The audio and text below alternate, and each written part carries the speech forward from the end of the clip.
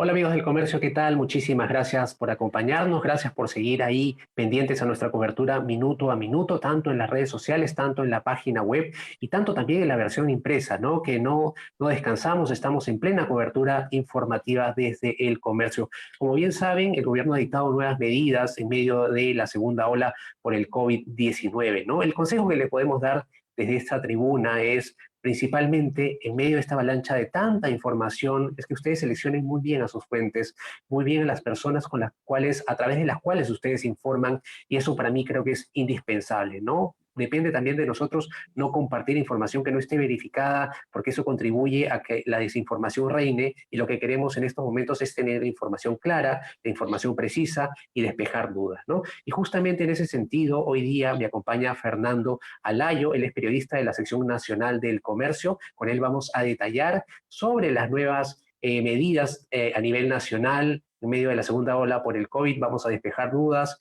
Fernando, ¿cómo estás? Buenos días. ¿Qué tal, Martín? Buenos días, ¿cómo estás? Un saludo para todas las personas que nos están siguiendo a través de las plataformas de redes sociales del comercio. Como bien dices, estamos en una cobertura imparable desde ya varios meses, pero ayer se han aumentado, digamos, las informaciones y las desinformaciones. Entonces, creo que es importante poder conversar al respecto de las nuevas medidas que ha dictado el gobierno, ¿no? Justamente vamos a ver en pantallas las medidas para el nivel alto, ¿no? Ya no tenemos un nivel moderado, ahora tenemos un nivel alto, muy alto y extremo, ¿no? Y justamente vemos en pantalla este nivel alto. ¿Qué nos podrías decir sobre este nivel alto? ¿A quiénes involucra y qué restricciones tienen? Sí, precisamente, ¿no? Creo que lo primero que hay que decir es que la situación desde hace 2 semanas, cuando el gobierno había anunciado las medidas iniciales y había dividido las regiones en niveles de alerta, lo primero que hay que decir es que ya no hay en ninguna región en nivel moderado, ¿no? Todas han pasado a nivel alto a extremo, es decir, la situación está bastante complicada y de hecho en el comercio hemos estado informando en las últimas semanas, los últimos días, cómo ha ido evolucionando esta curva, ¿no? De fallecidos, tanto los oficiales del MINSA como los del SINADEF, que son los que reportan muertos por cualquier causa, el exceso de fallecidos, el aumento de contagios y el aumento de hospitalizaciones, que también es bastante preocupante. En esa línea, el gobierno lo que ha hecho es reformular y redistribuir por regiones, ¿no? Todo este sistema de definición por alerta, ¿no? Y lo que encontramos es que en este primer nivel de alerta alta, pues están 7 regiones, ¿no? Piura, Loreto, Lambayeque, La Libertad, San Martín, Ucayale y Madre de Dios, como podemos ver en el cuadro. Son principalmente regiones del oriente peruano, de la Amazonía y del norte, ¿no? Aquí lo que se ha hecho es reducir nuevamente los aforos, ¿no? Tanto en casinos, artes escénicas, tiendas, conglomerados, así como en bancos, en restaurantes afines, pero no hay un confinamiento total, ¿no? No hay tampoco un toque de queda más extenso del que ya estaba visto. Se ha permitido, digamos, el tránsito de vehículos particulares casi de lunes a sábado, excepto los domingos, y la inmovilización social obligatoria solamente corresponde a el rango de las 9 de la noche hasta las 4 de la mañana, ¿no? Acá hay algunas discusiones porque muchas, digamos, especialistas han señalado, sobre todo en la región Piura, que Piura no debería corresponder a este nivel, sino tendría que ser en uno más alto, ¿no? Recordemos que a inicio de año Piura tuvo pues una curva bastante pronunciada hacia arriba en el tema de los fallecidos y hospitalizaciones. Sin embargo, las últimas mediciones sí han mostrado que esta curva se ha mantenido, digamos, en un nivel alto, pero ya no ha subido más. Entonces, suponemos que por esa razón es que el gobierno ha decidido no ponerle un nivel muy alto ni extremo, sino mantener un nivel alto, ¿no? Estas son, y hay que adelantar también a los usuarios, ¿no? Estas son algunas precisiones, todavía el gobierno no las ha dado. Algunas justificaciones y argumentos de por qué es que una región va a nivel alto o otro extremo todavía no han sido mencionadas. Lo que sí han adelantado desde el primer momento es el criterio para establecerlas, ¿no? Y eso tiene que ver, uno, no solo con el indicador de fallecidos, ni hospitalizaciones, ni de UCI, sino también el de la capacidad hospitalaria, ¿no? Y esto es lo que podría entrar en contradicción con lo que se ha señalado respecto a Piura, porque, de nuevo, Piura estuvo al colapso total de UCIs y hospitalizaciones a inicios de año y digamos que la situación tampoco es que ha mejorado mucho, ¿no? Eso es lo que creo que podríamos decir respecto a este primer grupo de regiones. Ok, y en un lado tenemos a Piura que debería, según los especialistas, estar en un nivel superior, pero ¿hay algún especialistas que se hayan referido a ciudades o departamentos que deberían estar en un nivel moderado, o todos comparten la idea de que ya no existe el nivel moderado en el Perú? Ese es otro punto de criterio, ¿no? Porque lo que sí han señalado los especialistas es, y tanto, por ejemplo, especialistas en data, como, digamos, los del colectivo Open COVID, así como el Colegio Médico del Perú, a quien el decano nos concedió una entrevista el día de anoche precisamente respecto a las nuevas medidas. Lo que han señalado es que la territorialización de la cuarentena debe ser mucho más acotada. Y esto es algo en que han coincidido los expertos. El gobierno sigue apostando por una distribución por regiones. Entonces, cuando hablamos de Piura a nivel región, no estamos hablando de Ayabaca, no estamos hablando de Piura, no estamos hablando de Paita, estamos hablando del promedio general de la región.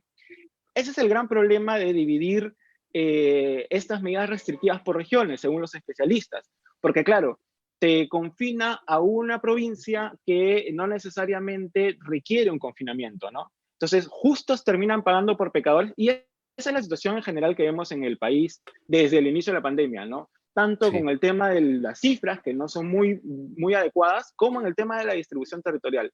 Ahora, también cabe decir que es mucho más simple coordinar con 25 gobernadores regionales que coordinar con 1.800 alcaldes distritales o 197 alcaldes provinciales. Entonces, también es un tema de logística, ¿no? Es una situación complicada y aquí realmente todo depende de nosotros, ¿no? Exacto, exacto, muy claro. Muy claro la información que nos brindas, Fernando. Ahora vamos con el nivel muy alto, ¿no? Que es el que le sigue, y veo acá a nueve regiones. No sé si nos puedes detallar. ¿Y cuál sería la que más te ha llamado la atención? Como en el caso anterior fue Piura, ahora, ¿qué nos podrías indicar sobre las regiones con nivel muy alto? Sí, y acá vemos, lo que sí vemos, por ejemplo, en el caso de las definiciones por niveles, es las tendencias geográficas, ¿no? En el caso del nivel alto, vimos que eran sobre todo regiones del norte, ¿no? Y de la Amazonía. En el caso del Exacto. nivel muy alto hay sobre todo regiones del sur, ¿no? Entonces, eso también nos está mostrando un poco cuál es la dinámica de la incidencia, es decir, de la tasa de casos nuevos de COVID-19, así como de fallecidos al día. Eh, pero también nos está mostrando, digamos, la distribución geográfica del virus, ¿no? De alguna manera, ojo, esto de nuevo, esto estamos hablando siempre a nivel regional, que suele ser pues el promedio total, ¿no? De una región. No se habla de provincias puntuales o distritos que sí están en tasas mucho más elevadas, ¿no? Acá se llama la atención, por ejemplo, el caso de Tumbes, ¿no? El caso de Tumbes está en nivel muy alto, mientras que Piura y Lambayeque están en nivel alto. Esto tiene que ver probablemente, muy probablemente, con las migraciones, ¿no? Tumbes es una ciudad, una zona fronteriza. De hecho, el día de ayer el gobierno ha trasladado a más de 1.000 militares, así como tanques, en una medida que ha sido, bueno, bastante cuestionada en el tema del control fronterizo, porque han aparecido una serie de imágenes y videos de militares, bueno, tratando a migrantes venezolanos de una forma que realmente pues es cuestionable, ¿no? Y esto tiene que ver en Tumbes, ¿no? La migración, el paso de migrantes de forma ilegal que ha generado de alguna manera también que se aumenten los índices de tasas de contagio y tasas de fallecidos en esta región fronteriza. Lo mismo podría decirse de Tacna, ¿no? Arequipa ha estado mostrando también desde hace semanas un constante aumento de casos, al igual que Cusco y Puno.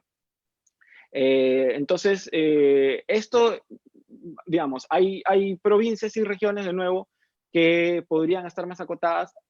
Y el otro tema allí tiene que ver con que provincias que están con un muy alto índice, es decir, más de 120 fallecidos por cada 100.000 habitantes o más de 120 contagios por cada 100.000 habitantes, que es el índice que ha establecido, por ejemplo, el Colegio Médico del Perú para determinar como región o zona crítica a una jurisdicción territorial, pueden estar elevando el promedio de toda la región, ¿no? Como es el caso de Tumbes, ¿no? Que solamente tiene 3 provincias, ¿no? Entonces, digamos, ese es el modo de ver del gobierno regional, ¿no? De manera regional la cuarentena y las medidas, ¿no? Podrían ser más acotadas, por supuesto, ¿no? Y ya lo ha hecho el gobierno, ¿no? Ya ha hecho medidas específicas para provincias como la del Santa, en Ancash, ¿no? Ok, genial, genial. Nos estás haciendo ver los mapas de otra manera, Fernando, y justamente el tema de Tumbes es verdaderamente preocupante lo que vemos en esa zona del país, ¿no? Y solamente para que lo tengan en cuenta, el nivel alto, que lo vimos hace poquito, el toque de queda empieza de 9 p.m. a 4 de la mañana y el nivel muy alto empieza a las 8 de la noche y termina a las 4 a.m. Ahora vamos con el nivel extremo, Fernando, que es en el que se encuentra Lima Metropolitana, Lima Región, y además está Ancash, Pasco, Huánuco, Junín, Huancavelica, Ica, Purímac, Lima Región, como ya lo dije, Lima Metropolitana también, y el Callao, ¿no? ¿Qué nos podrías decir al respecto? Acá vamos a despejar varias dudas, mucha gente aún sigue teniendo las dudas luego del mensaje Sí. que dio el presidente Sagasti, y es importante que despejemos qué significa esta inmovilización social obligatoria, qué significa que solamente una persona por familia puede salir a hacer compras y si es necesario o no sacar un pase para hacer dichas compras, ¿no? Bueno, primero explícanos qué podemos ver en el mapa, qué es lo que más te ha llamado la atención a nivel de estas medidas para el nivel extremo. Sí, de nuevo, ¿no? Miremos el mapa en conjunto, ¿no? Y haciendo el comparativo de nuevo geográfico con las dos otras niveles de alerta, acá lo que vemos, a diferencia de los cuadros anteriores, ya no es necesariamente el norte, no es la Amazonía, no es necesariamente el sur, sino es más bien la región centro del país y costera, ¿no? Donde los casos pues han excedido los límites para el gobierno y ha correspondido para ellos eh, llevarlos a este nivel extremo. Eh, Ojo, de nuevo, los promedios aumentan, ¿no? Los promedios de una provincia pueden aumentar para el promedio general de toda una región. Entonces, hablamos acá de zonas que tienen regiones que tienen zonas urbanas bastante, con bastante densidad poblacional, ¿no? Específicamente Lima Metropolitana, ¿no? Entonces tenemos acá 10 jurisdicciones, entre ellas Lima Metropolitana, Callao, Lima Región, el resto de provincias de Lima, Apurímac, Ica, Ancash, Pasco, Huánuco, Junín y Huancavelica.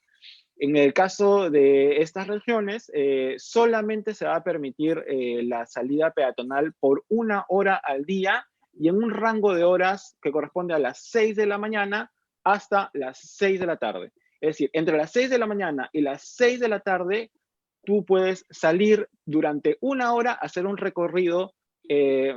No se ha establecido, digamos, el ámbito geográfico específicamente, pero se supone que tiene que ser cerca a tu casa porque vas a poder, para poder ir y regresar en esa hora, ¿no?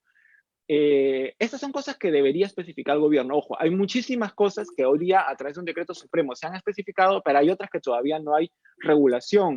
De hecho, la primera ministra, Violeta Bermúdez, dijo hoy en la mañana que estas regulaciones, especificaciones de cada una de las normas se van a ir emitiendo hacia el día viernes. Claro. Recordemos que el domingo a las 00 horas empiezan las nuevas medidas. Entonces, a partir del viernes vamos a tener mayor especificidad. Pero sí podemos decir, por ejemplo, que esta salida personal es 1 hora al día, peatonal, no es con vehículos, no es con bicicleta, está bien claro ahí, ¿no? Dice salida peatonal, es para que vayas y camines cerca de tu casa durante 1 hora entre las 6 de la mañana y las 6 de la tarde. Precisamente hablando de la inmovilización, entonces, la inmovilización social obligatoria o el denominado toque de queda es para todo el día, es decir, todo el día, las 24 horas, tú debes permanecer en tu casa, a excepción de si lo decides, esta hora de salida peatonal, que puedes tomarla o no. Tampoco se van a permitir los vehículos particulares, la movilización por vehículos particulares, a excepción de los que tengan el pase correspondiente. En el caso del transporte interprovincial, el gobierno ha señalado que en el transporte interprovincial terrestre y aéreo para las regiones con nivel extremo está restringido al 100%. Sin embargo, sí han hecho una acotación. Debido a que el aeropuerto Jorge Chávez se encuentra en el Callao y el Callao es una de las regiones con nivel extremo, se va a considerar, y hacia el viernes también se va a emitir la regulación de transporte aéreo, porque el aeropuerto Jorge Chávez es hub de muchos vuelos interprovinciales e internacionales. Entonces, lo que se ha señalado es que, si bien va a haber esta restricción de transporte interprovincial de terrestre y aéreo, se va a permitir vuelos de conexión. Esto es algo que todavía lo tiene que afinar el gobierno. Han prometido que hacia el viernes, reitero, van a afinar la medida y van a explicar exactamente qué vuelos van a poder darse o no. En Ok. el caso de las restricciones, bueno, de comercios, están al 100% prohibidas en casinos, tragamonedas, gimnasios, cines y artes escénicas. Recordemos que hasta hoy, bueno, todavía hasta el día domingo, incluso se pueden realizar conciertos, están permitidos todas esas actividades al aire libre. Bueno, esto va a estar restringido a partir del día domingo. No, bueno, creo que ibas a comentar algo, Martín. Sí, lo que quería antes de salir con el tema del mapa y también vamos a ahondar en el tema de las preguntas que nos están llegando a través de los comentarios, justamente veíamos en el mapa, ¿no? Es como todo un bloque que rodea a Lima regiones, a Lima Así es, metropolitana, ¿no? Y el único que se separa ahí es Apurímac, ¿no? ¿Hay alguna información Apurímac. sobre Apurímac? ¿Qué pasó ahí? ¿Por qué se elevó tanto para llegar a nivel extremo? Sí, bueno, en Apurímac lo que ha habido es una tendencia al alza muy grande de las curvas de fallecidos y también de contagios, ¿no? En las últimas semanas, incluso en el momento se ha superado ya los picos de la primera ola, ¿no? Algo que también se estaba por registrar en Huánuco, ¿no? Son dos regiones que están comprendidas en ese nivel extremo, ¿no? Evidentemente, de nuevo, estos son cifras regionales, ¿no? Y hay provincias que están mucho más complicadas que otras en una sola región. Pero estas provincias que están mucho más complicadas que otras elevan el promedio general, ¿no? Entonces, al elevar el promedio general, pues el resto de la región tiene que confinarse. Y esto también por un tema de focalización de los contagios, ¿no? Ayer el Colegio Médico establecía que estaban de acuerdo parcialmente con la medida de la cuarentena general, porque solamente va a ser efectiva si es que se aprovecha el confinamiento de las personas para hacer un monitoreo y una identificación de los casos y contactos, ¿no? La idea es que si la gente está en sus casas, aprovechar este espacio y este momento en el que todo el mundo está aislado para hacer pruebas moleculares y determinar la dinámica del virus, por dónde está yendo, quiénes están contagiados y confinar adecuadamente a quienes ya tengan el virus, ¿no? Entonces, de nada va a servir, según el Colegio Médico, encerrarnos a todos por 2 semanas si es que no se hace una acción sanitaria de monitoreo correspondiente, ¿no? Y aquí deben entrar allá las municipalidades también. ¿Y hay alguna iniciativa que se esté gestando en ese sentido, Fernando, o no? Mira, el Ministerio de Salud, la verdad que es bastante reservado con el tema de los rastreos de contactos, por no decir que ha mantenido bastante en silencio esta dinámica, ¿no? Desde el inicio de la pandemia, nosotros hemos reportado que eso precisamente era lo que se requería, porque eso es lo que los especialistas han señalado. Sin embargo, no ha habido mayor información sobre este sistema de rastreo de contactos, de rastreo de seguimiento de las personas. Recordemos también que son ya más de 1 millón de personas con casos confirmados, diagnóstico confirmados por el MINSA, que, bueno, monitorear a sus contactos también significa una tarea titánica que el MINSA no va a poder hacer si es que no tiene el apoyo de los gobiernos locales, ¿no? De nuevo, acá los alcaldes provinciales y locales son los que tienen que tener una actuación mucho más preponderante, ¿no? Porque el MINSA claramente no va a poder darse abasto para controlar, monitorear y vigilar a todas estas millón de personas que además es la cifra más conservadora, ¿no? Porque también nosotros hemos reportado que las DIRESA ya están contabilizando más de 2 millones de casos confirmados, ¿no? Y esto tiene que ver con las metodologías de contabilización, ¿no? Porque mientras las DIRESAs cuentan a los casos confirmados asintomáticos, el MINSA no está contabilizando a los casos confirmados asintomáticos. Esta es una Ok. metodología que sinceramente no se entiende. Wow, preguntas y más preguntas, ¿no? Y bueno, ahora sí atendiendo, tenemos más de 2.100 personas conectadas en esta transmisión. Queríamos preguntarte, primero que nos vuelvas a repetir el tema de este permiso no permiso, sino la medida que de alguna manera faculta a las personas de poder salir para ir a comprar, para desplazarse caminando cerca a su casa. Definitivamente no puede ser con bicicleta porque se estipula una que sea peatonal básicamente. No sé si nos puedas detallar un poco más sobre esa medida y de qué hora a qué hora podría ser. Sí, por supuesto. En el caso de las zonas extremas, lo que ha establecido el gobierno a través de este decreto supremo publicado hoy es que se permite el desarrollo de las actividades, digamos, de recreativas en espacios públicos como calles, alamedas, plazas, no playas. Ojo, la restricción de playas se mantiene vigente. No se va a poder utilizar las playas en las zonas con el nivel de alerta extremo y confinamiento generalizado, pero sí parques, plazas, alamedas, jirones, bulevares, etcétera. Todos los espacios públicos disponibles en zonas urbanas y rurales, desde las 6 de la mañana hasta las 6 de la tarde. En ese rango, tú puedes elegir cualquier hora de ese rango para salir a pie, porque la medida lo dice, lo establece claramente el cuadro, es una salida peatonal, ¿no? No habla de bicicletas, con lo cual esto es algo que en todo caso debería también precisar el gobierno si es que se va a permitir el uso de bicicletas durante el confinamiento. Pero aquí lo que han establecido inicialmente es que es una salida peatonal de 1 hora en ese rango, de 6 a 6 de la tarde.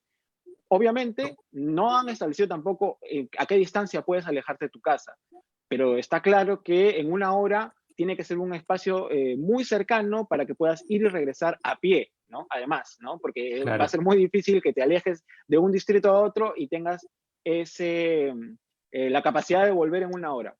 Y acá viene la Eh, segunda pregunta que creo que, perdón, que creo que deberíamos hacernos todos, ¿no? ¿Quién va a controlar estas salidas, ¿no? exacto. Porque claro, o sea, todo el mundo va a poder decir, estoy en mi hora de salida mientras está en la calle.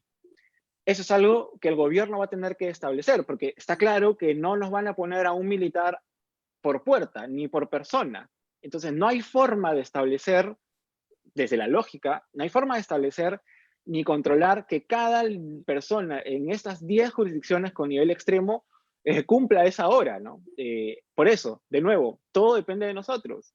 Si la medida es así, lo ideal es que nosotros cumplamos con esa medida, ¿no? Porque el gobierno no nos va a poner, pues tampoco un policía ni un militar al costado para que vigile que cumplamos esa hora. También queda claro que depende muchísimo de nuestra responsabilidad ciudadana, ¿no?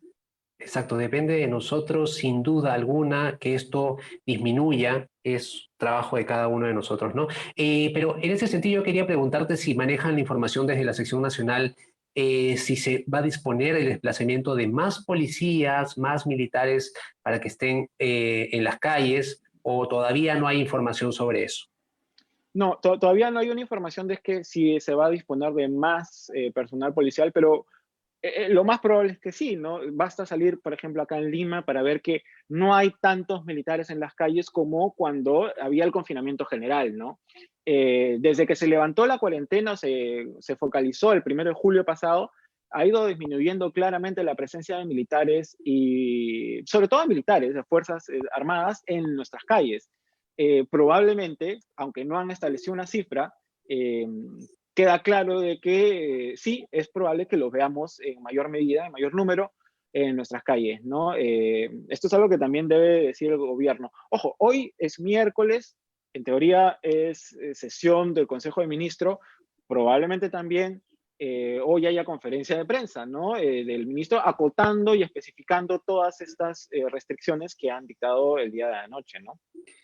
Exacto, faltan detallar algunas medidas, pero igual las preguntas están llegando, eso ténganlo en cuenta. Tenemos hasta el viernes, el gobierno tiene hasta el viernes para indicar cómo se van a ejecutar estas medidas, pero una medida que, o una pregunta que siempre viene en medio de las nuevas restricciones es, ¿qué hago si tengo una emergencia y tengo que utilizar Sí. sí o sí mi vehículo particular? ¿Cómo hago? ¿Qué hago?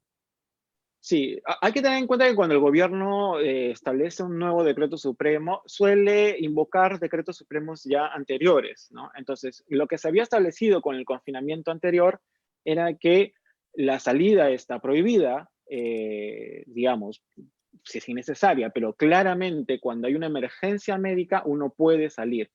¿Qué sucedió en el confinamiento pasado? Que cuando uno tenía una emergencia y estaba en un auto o buscaba una movilidad, esta movilidad utilizaba el pañuelo blanco para, como símbolo de que tenía una emergencia y que estaba acudiendo, pese al toque de queda, a un centro de salud. Lo mismo se aplica, o se debe aplicar para esta nueva cuarentena, ¿no? Ojo, vamos a ver cómo funciona esto después de las 6 de la tarde cuando se deje de permitir las salidas peatonales, ¿no? Porque a menos que haya un control estricto, hay una posibilidad de que veamos mucha gente en las calles de 6 de la mañana a 6 de la tarde y todos invocando esta salida peatonal de 1 hora, ¿no? Entonces, digamos, la movilización va a poder darse, ¿no?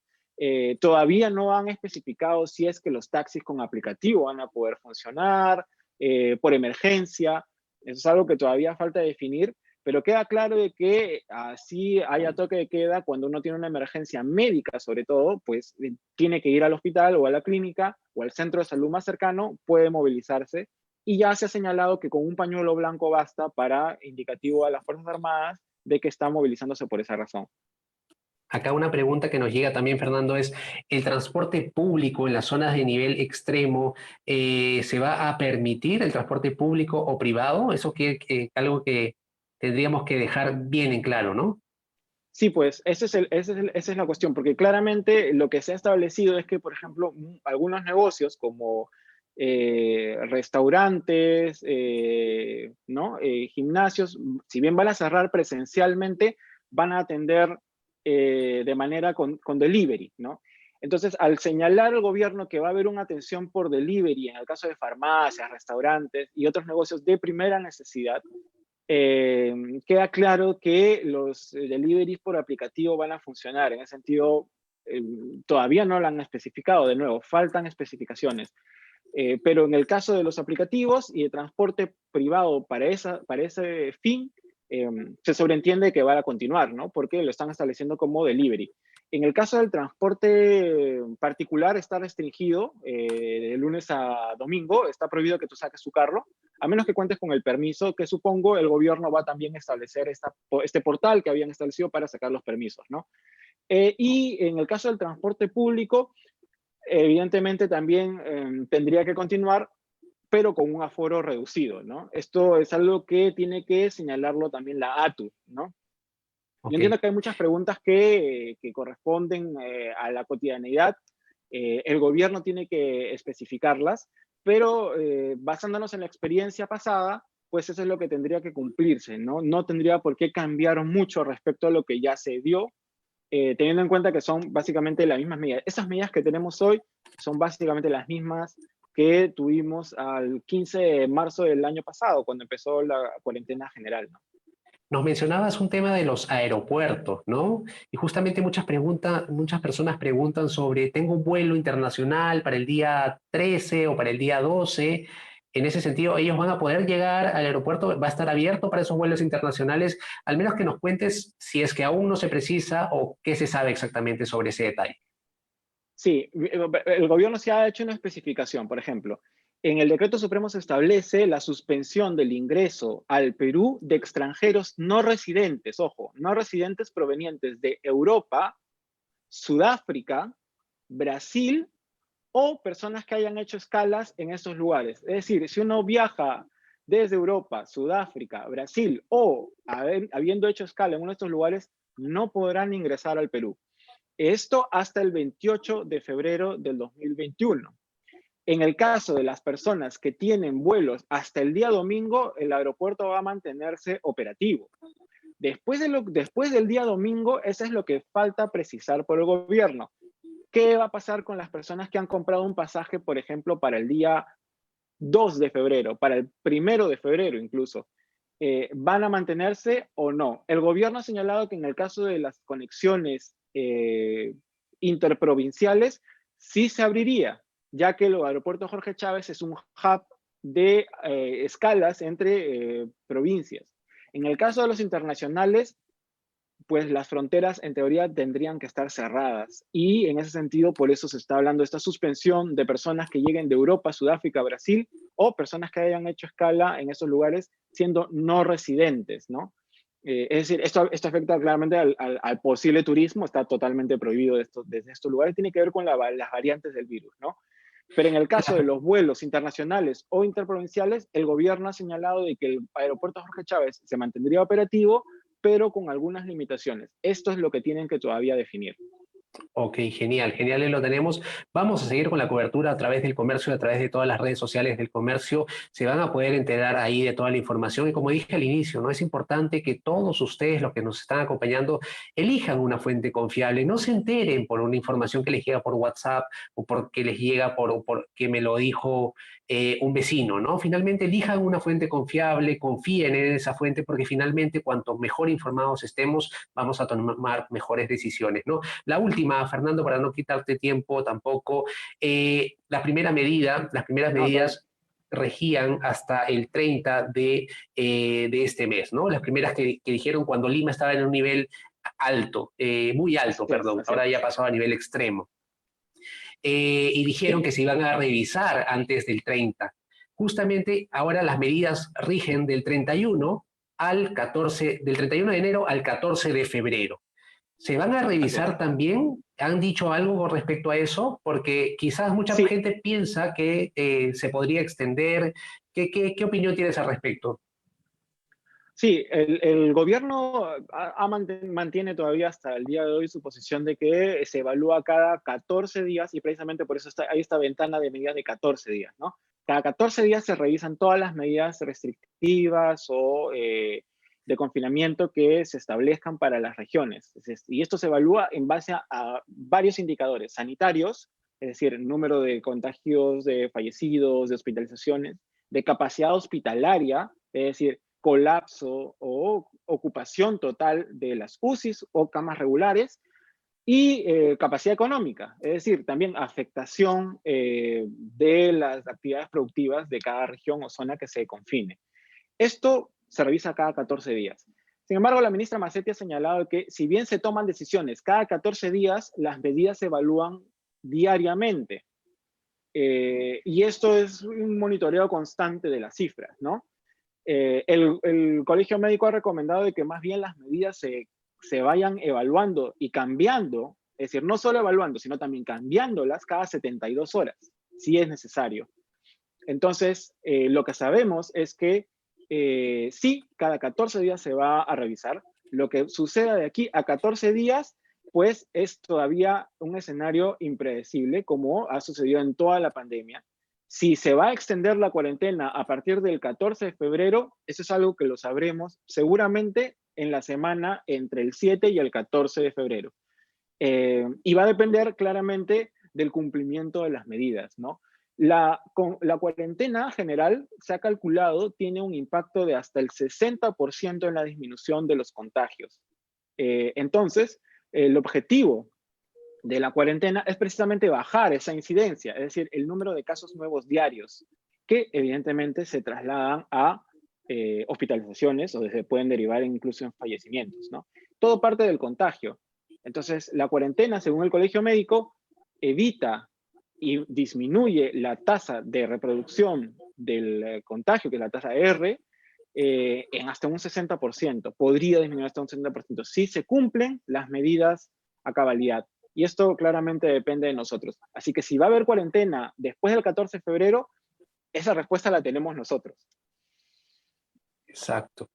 Bueno, Fernando, ha sido un gusto conversar de verdad contigo. Quiero darte el pase, como siempre hago con mis invitados. Si quieres agregar algo o subrayar algo de todo lo que hemos comentado, por favor, adelante.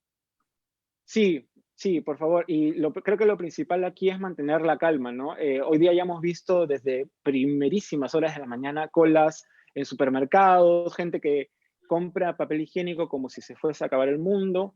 Vemos también en redes sociales la gran desinformación. Entonces, aquí creo que la idea siempre es, y lo que invocamos en el comercio siempre es mantener la calma, y compartir sobre todo información verídica, ¿no? En el comercio tratamos siempre de llamar a todos los especialistas y a todas las voces para que den su versión de los hechos, ¿no? Pero sobre todo una versión científica y corroborada, ¿no? Entonces creo que lo importante aquí es que no solamente la cuarentena general implica mantenernos en casa, sino también cumplir un rol de no difundir información falsa. Creo que esa es una de las cosas más importantes que podemos hacer como ciudadanos también, además de quedarnos en casa, ¿no? No a las fake news, ¿no? Tratar de mantener la calma también entre los familiares, no compartir cosas que vemos en WhatsApp. y siempre tratar de buscar las fuentes más fidedignas, ¿no? Creo que el comercio es una de ellas. Genial, Fernando. Estuvo con nosotros Fernando Alayo, periodista de la sección nacional de El Comercio. Te agradezco muchísimo tu tiempo, Fernando. Gracias también a esas más de 2.000 personas que nos han acompañado durante esta charla. Esperemos haberlas ayudado. Ya saben, vamos a seguir con la cobertura y despejando todas las dudas a lo largo de la semana. No se despeguen de la cobertura de El Comercio. También un agradecimiento especial a Julio Melgarejo por haber hecho posible el nivel técnico de la transmisión. Y nada, nos vemos dentro de unos minutos. Vamos a seguir con la cobertura minuto a minuto. Cuídense mucho. Chao, chao. Hasta luego, chao.